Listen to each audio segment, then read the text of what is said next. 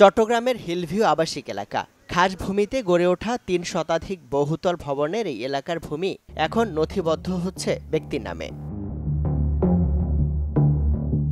ভূমি অফিসের নথিপত্র বলছে ৪টি দাগে বিএস রেকর্ডে খাস করা হয় এই এলাকার ৪৫.৯২ একর ভূমি। কিন্তু বিএস রেকর্ডে এটি অন্তর্ভুক্ত হয় হিলভিউ হাউজিং সোসাইটি নামে। সরকারি খাস ভূমি কিভাবে ব্যক্তি মালিকানায় রূপান্তরিত হলো এ নিয়ে মামলা চলাকালে উদ্ঘাটন হয় ভয়াবহ তথ্য।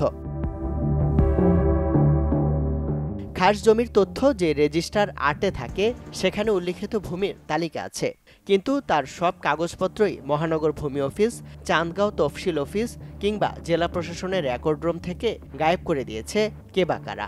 ফলে আদালতে উপযুক্ত প্রমাণ দেখাতে না পারায় খাস হিসেবে তালিকাভুক্তির জন্য সরকারের আপিল খারিজ করে দেন উচ্চ আদালত। গভর্নমেন্ট তো একটা ডকুমেন্ট দেখাতে পারবে না যে এটা খাস সম্পত্তি।